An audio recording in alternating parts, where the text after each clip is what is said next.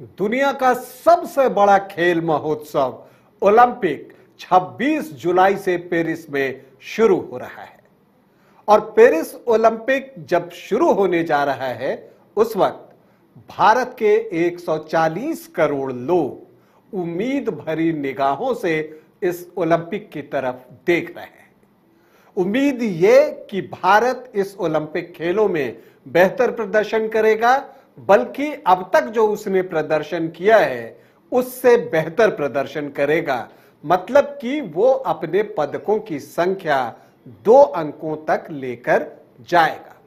Tokyo Olympic में भारत को 7 पदक मिले थे, तो पेरिस में कितने मिलेंगे?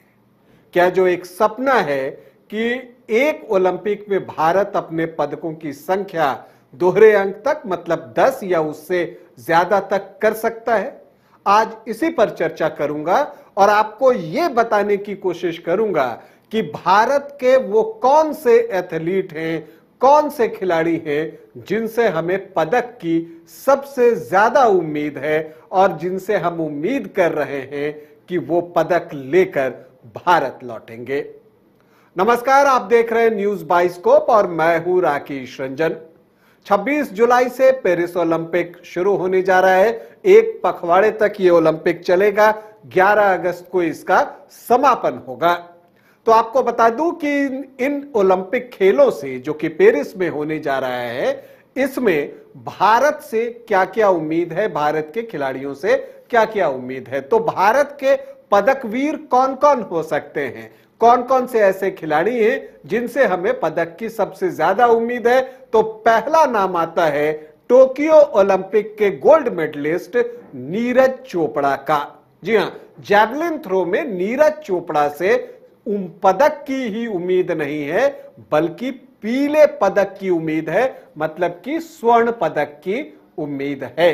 नीरज चोपड़ा का हालिया प्रदर्शन जो है वो बेहतर रहा है। और अगर आपको बात करें तो नूर्मी गेम्स में फिनलैंड में उन्होंने स्वर्ण पदक जीता है, लेकिन पेरिस में उनके लिए चैलेंजेस भी हैं। देखिए, एक तो बड़ा चैलेंज है कि अपने पिछले प्रदर्शन को दोहराना मेडल के मामले में, मतलब पिछली बार गोल्ड मेडल था तो इस बार भी गोल्ड मेडल आया। और इसके अलावा एक 90 मीटर का साइकोलॉजिकल मार्क है। क्या उतनी दूर तक नीरज चोपड़ा अपना भाला फेंक पाएंगे? ये एक बड़ा सवाल है। और देखिए, जैवलिन थ्रो में उनके सामने चैलेंजर्स भी कम नहीं है। एक से एक जैवलिन थ्रोअर आपको यहां पर देखने को मिलेंगे। मैक्स रेहनिंग है, एक बिल्कुल युवा है, 19 साल के हैं और उन्होंने जो है 90 यार्ड का जो एक मार्क होता है उसे रीच किया है, उसे क्रॉस किया है, तो उनसे एक चैलेंज होगा। इसके अलावा जैकब वार्डलेक हैं, बेबर, और इसके अलावा अरशद नईम जो पाकिस्तान के हैं वो भी एक चैलेंजर के तौर पर जो है नीरज चोपड़ा के सामने होंगे। किशोर जेना जो कि भारत के ही हैं वो भी जैवलिन थ्रो में हिस्सा लेंगे। लेकिन यहां पर पदक की उम्मीद नीरज चोपड़ा से जरूर है और उम्मीद जो है वो पीले तमगे की ही है कि गोल्ड मेडल ही आएगा। तो क्या नीरज चोपड़ा 140 करोड़ भारतीयों के आशाओं पर खरे उतरेंगे? ये वक्त बताएगा। 6 अगस्त को उनका क्वालिफिकेशन राउंड जो है वो खेला जाएगा। अगले संभावित पदकवीर की तरफ चलते हैं तो वो बैडमिंटन से हमें मिल सकता है। पीवी सिंधु वो शटलर हैं जिन्होंने की 2 ओलंपिक मेडल्स अपने नाम किए हैं, एक सिल्वर एक ब्रॉन्ज मेडल। टोक्यो में उन्हें ब्रॉन्ज मिला था, उससे पहले रियो में उन्होंने सिल्वर मेडल जीता था। तो एक बार फिर से पीवी सिंधु से पदक की उम्मीद की जा रही है। हालांकि ये बात है कि पिछले जो कुछ समय से अगर हम बात करें तो सिंधु का जो फॉर्म है वो उस तरह का नहीं रहा है, लेकिन वो कहते ही हैं कि class is permanent, form is temporary. तो ये बताने में मुझे कोई हिचक नहीं है कि पीवी सिंधु एक क्लास शटलर हैं, तो इसलिए उनसे पदक की उम्मीद जरूर है। और इसके अलावा बैडमिंटन में ही डबल्स में, मेंस डबल्स में पदक की उम्मीद है। सात्विक साईराज, रेंकी रेड्डी और चिराग शेट्टी की जो जोड़ी है उनसे पदक की उम्मीद है। और इन दोनों ने पिछले 1-2 वर्षों में जिस तरह का प्रदर्शन किया है तो ईमानदारी से कहूं तो इनसे गोल्ड मेडल की उम्मीद है, नहीं तो कम से कम कोई ना कोई पदक लेकर तो ये जोड़ी लौटेगी, ऐसी उम्मीद हम सभी कर रहे हैं। तो बैडमिंटन से 2 पदक की उम्मीद हमें है। अब हम पहुंचते हैं बॉक्सिंग में। तो अगर बॉक्सिंग की हम बात करें तो महिला बॉक्सर्स से हमें यहां ज्यादा की उम्मीद है। देखिए, टोक्यो में भी जो लोवलिना बोर्गोहेन थी, उन्होंने जो है ब्रॉन्ज मेडल जीता था, तो इस बार उनसे एक बार फिर से पदक की उम्मीद है। हालांकि उनका हालिया फॉर्म बेहतर नहीं रहा है, उन्हें ड्रॉ भी टफ मिला है और क्वार्टर फाइनल में वर्ल्ड नंबर 1 से उनकी भिड़ंत हो सकती है, लेकिन बावजूद इसके लोवलिना से पदक की उम्मीद की जा रही है। उम्मीद यह है कि वो यहां पर उस दबाव को झेल सकेंगी। जो दूसरी बॉक्सर हैं जिनसे पदक की उम्मीद है वो है निखत जरीन, बहुत ही टैलेंटेड बॉक्सर हैं और उनसे हम पदक की उम्मीद जो है वो कर रहे हैं। और अगर हम पुरुषों की बात करें तो निशांत देव 71 किलोग्राम भार वर्ग में इंडिया की तरफ से बॉक्सिंग करेंगे, तो उनसे भी एक पदक की उम्मीद है। तो बॉक्सिंग में भी हम 1-2 पदक की तरफ देख रहे हैं। इसके अलावा एक हॉकी ऐसा खेल है जहां हम पदक की उम्मीद करते हैं। आखिरी बार हमने हॉकी में जो गोल्ड मेडल जीता था वो 1980 मास्को ओलंपिक में जीता था। उसके बाद हमें गोल्ड मेडल ओलंपिक में नहीं मिला है। हालांकि अगर आप ओलंपिक में भारतीय हॉकी का इतिहास देखें तो वो स्वर्णिम रहा है। दुनिया में सबसे ज्यादा ओलंपिक गोल्ड फील्ड हॉकी में किसी देश ने जीता है तो वो भारत ही है। भारत ने 8 ओलंपिक गोल्ड जो है वो जीते हैं हॉकी में। हालांकि 1980 के बाद गोल्ड नहीं आया है। इनफैक्ट जो है 1980 के बाद कोई मेडल ही नहीं आया था टोक्यो ओलंपिक तक। तो 40 सालों के बाद टोक्यो में भारत को जो पिछड़ा ओलंपिक हुआ उसमें ब्रॉन्ज मेडल मिला था और इस बार जो है हम सभी उम्मीद कर रहे हैं कि 1980 के बाद भारत को गोल्ड मेडल मिले।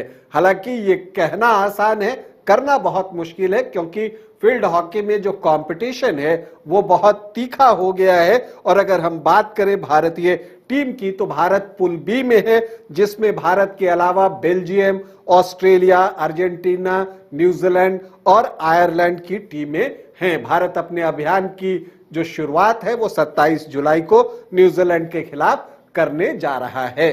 अब हम अगले खेल की तरफ बढ़ते हैं जहां हमें पदक की उम्मीद है और वो है आर्चरी, मतलब कि तीरंदाजी।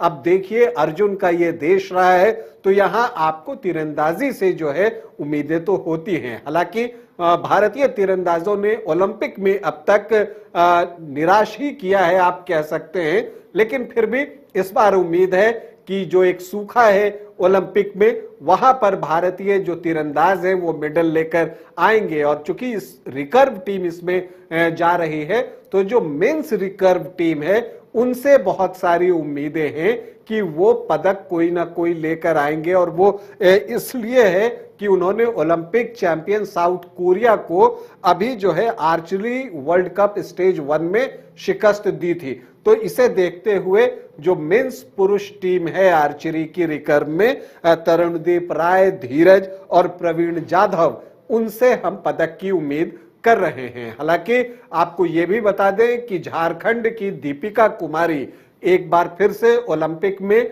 अपना प्रदर्शन देने को तैयार है और उनसे भी इस बार पदक की उम्मीद है। दीपिका जो है अक्सर ओलंपिक खेलों में चूक जाती है और उन्होंने कई ओलंपिक खेले हैं, इनफैक्ट ये 4था ओलंपिक होगा उनके लिए, लेकिन जहां तक पदकों की बात है वो उनकी झोली में नहीं है। तो मुझे लगता है कि दीपिका चाहेंगी कि उनका जो कैबिनेट है जिसमें वो अपने ट्रॉफीज और मेडल्स रखती हैं उसमें ओलंपिक का मेडल जरूर हो। तो दीपिका को हमारी ढेर सारी शुभकामनाएं। इसके बाद हम अगले खेल की तरफ बढ़ते हैं और वो खेल है शूटिंग। आपको बता दूं कि शूटिंग जो है एक ऐसा स्पोर्ट्स होने जा रहा है भारत के लिए ओलंपिक में, जिसमें अगर इंडियन शूटर्स ने बेहतर प्रदर्शन कर दिया तो हम पदकों में दहाई का आंकड़ा पार कर सकते हैं, क्योंकि यहां सिर्फ 1 या 2 मेडल नहीं, कई मेडलों की उम्मीद जो है हमें है।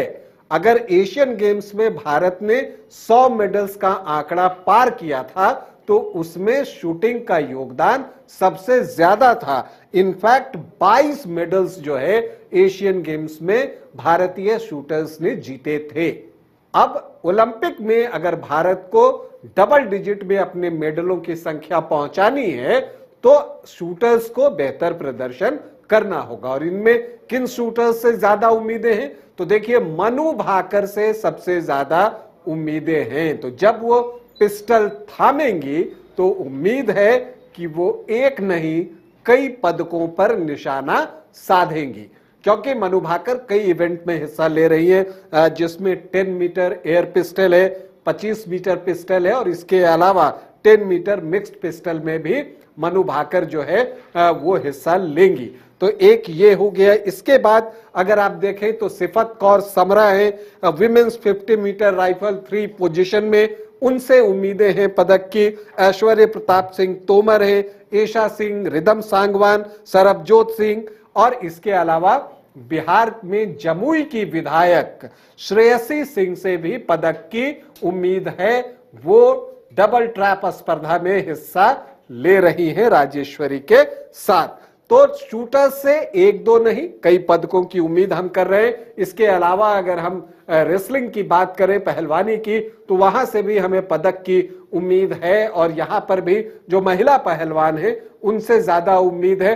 विनेश फोगाट पिछले ओलंपिक में चूक गई थी, उम्मीद है इस बार जो है वो पदक लेकर भारत लौटेंगे। इसके अलावा अंतिम पंघाल से भी बहुत सारी उम्मीदें हैं। अंतिम बिल्कुल युवा खिलाड़ी हैं, लेकिन उनके अंदर टैलेंट जो है वो बहुत कूट कूट कर भरा हुआ है। तो हम उम्मीद करते हैं कि अंतिम पंघाल भी भारत के लिए ओलंपिक मेडल जीत सकती है। पुरुष वर्ग में अमन सहरावत से पदक की उम्मीद है। अब अगर हम भारोत्तोलन की बात करें तो आप टोक्यो ओलंपिक को याद कीजिए, तब मीराबाई चानू ने भारत के लिए रजत पदक जीता था और वो उस ओलंपिक में भारत का पहला पदक था। तो एक बार फिर से मीराबाई चानू से पदक की उम्मीद है। हम उम्मीद करते हैं कि भारोत्तोलन में वो पदक चाहे वो किसी भी कलर का हो वो उठाएंगी जरूर। तो क्या वो पदक वो उठा पाएंगी? हालांकि जो उनकी इंजरी है वो एक कंसर्न जो है वो बना हुआ है। इसके अलावा गोल्फ में अदिति अशोक से उम्मीद की जा रही है और एथलेटिक्स में अविनाश साबले और पारुल चौधरी है।